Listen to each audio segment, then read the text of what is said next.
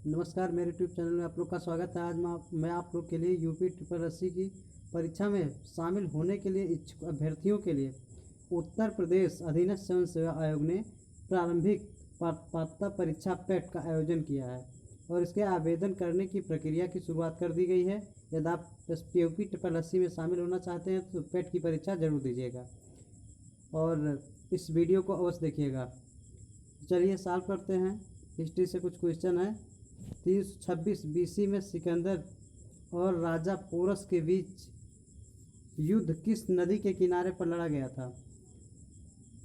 तो आपको बताना है यमुना, सतलुज, चंबल, झेलम। वह कौन सी नदी थी जिसमें सिकंदर और पोरस के बीच में युद्ध हुआ था?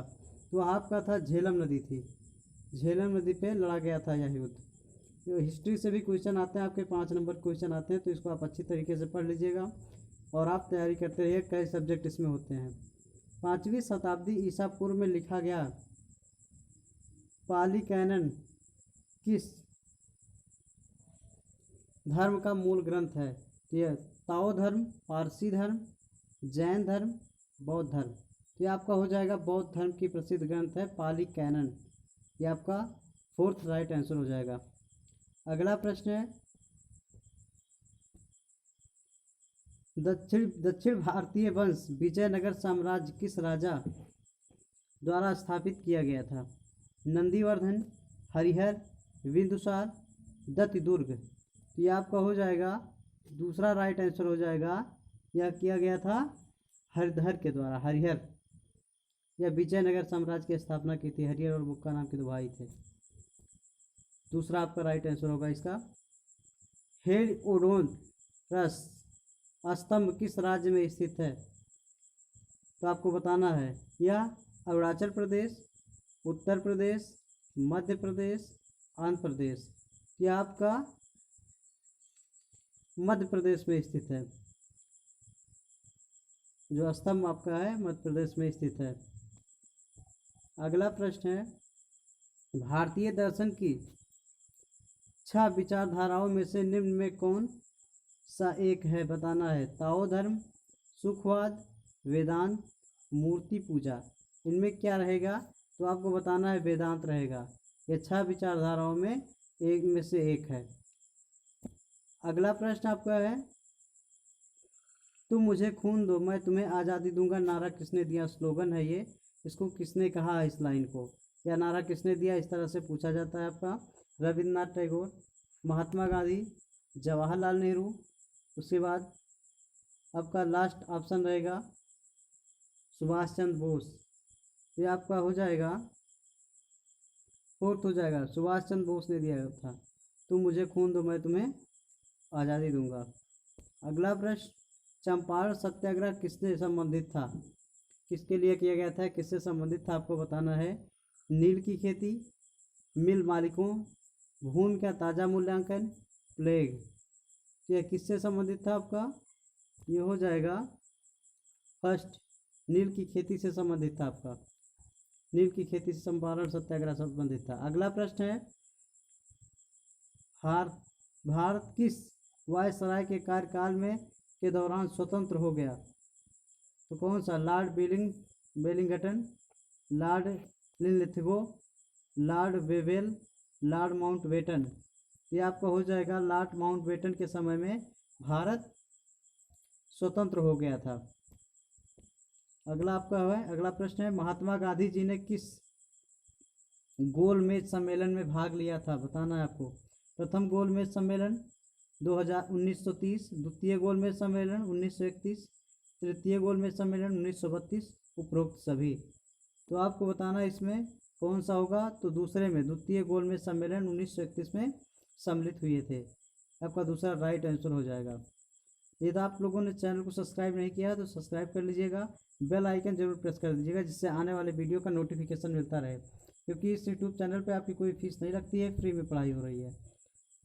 और आप नोट बनाना चाहते हैं तो नोट बना सकते हैं। असहयोग आंदोलन के दौरान किस तारीख को भीड़ ने गोरखपुर के चौरी चौरा के पुलिस थाने में आग लगा दी थी? कौन सा था वो दिन? 4 मार्च 1922, 4 फरवरी 1921, 4 फरवरी 1922, 4 फरवरी 1921। ये आपका क्या था? ये था आपका तीसरा होगा 4 फरवरी 1922। 4 फरवरी 1922 ये आपका राइट आंसर हो जाएगा। इसको याद रखिएगा, गोरखपुर से संबंधित है, यूपी से। अगला आपका है, कौन सी पर्वत श्रेणी में दुनिया की दूसरी सबसे ऊंची पर्वत श्रेणी है? पीर पंजाल पर्वतमाला, उसके बाद धौलाधार, जंस्कर पर्वतमाला, ईस्ट काराकोरम पर्वतमाला।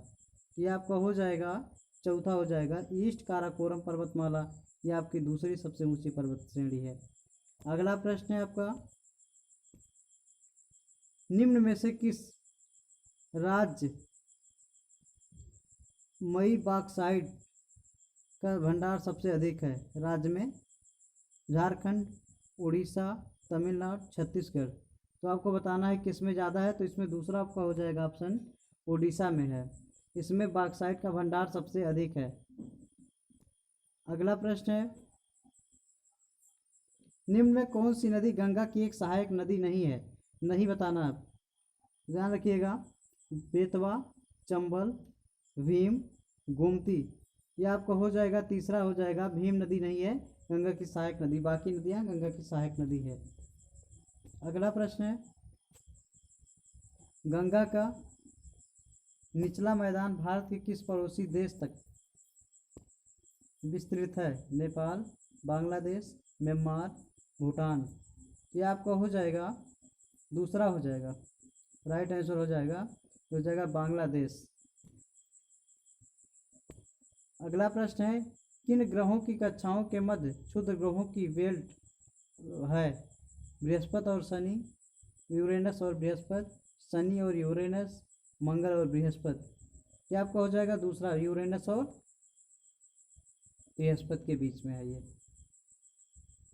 अगला प्रश्न आपका है, यदि मौद्रिक नीति ब्याज दरों के प्रबंधन और धन की आपूर्ति से संबंधित है तो राजकोषीय नीति किससे संबंधित है? बैंकिंग से, कराधान और सरकारी खर्च। अगला आपका है, विदेशी व्यापार, आयात और निर्यात। यह आपका हो जाएगा, सेकंड हो जाएगा, कराधान और सरकारी खर्चा जो होता है उस पर निर्भर करता है।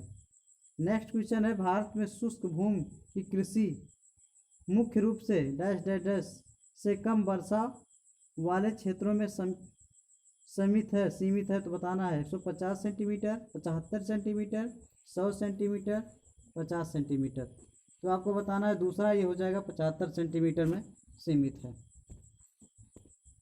अगला प्रश्न आपका हो जाएगा, जब अधिक साधनों का दोहन करके माल का उत्पादन किया जाता है तो वह किस क्षेत्र की गतिविधि से संबंध होता है? सेवा क्षेत्र, द्वितीय क्षेत्र, तृतीय क्षेत्र, प्राथमिक क्षेत्र। यह आपका हो जाएगा, चौथा हो जाएगा, राइट आंसर आपका हो जाएगा प्राथमिक क्षेत्र से संबंधित होता है। अगला प्रश्न हुआ 18। अगला प्रश्न आपका ये है, गुड्स एंड सर्विसेज टैक्स का वस्तु सेवा कर जीएसटी भारत में कब से लागू है? 1 जुलाई 2018। इंपॉर्टेंट क्वेश्चन है, इससे जीएसटी से क्वेश्चन पूछे भी जाते हैं, किन किन वस्तुओं को छूट दी गई है। 1 जुलाई 2017, 1 अप्रैल 2018, 1 अप्रैल 2018 से। 1 जुलाई है, 1 अप्रैल है, ये दोनों ऑप्शन मैच कर रहे हैं लगभग। तो आपका दूसरा राइट आंसर हो जाएगा 1 जुलाई 2017 से। ये जीएसटी वाला गुड एंड सर्विसेज टैक्स जो होता है, ये इंपॉर्टेंट प्रश्न है। अगला प्रश्न है, भारत की वित्तीय राजधानी क्या है?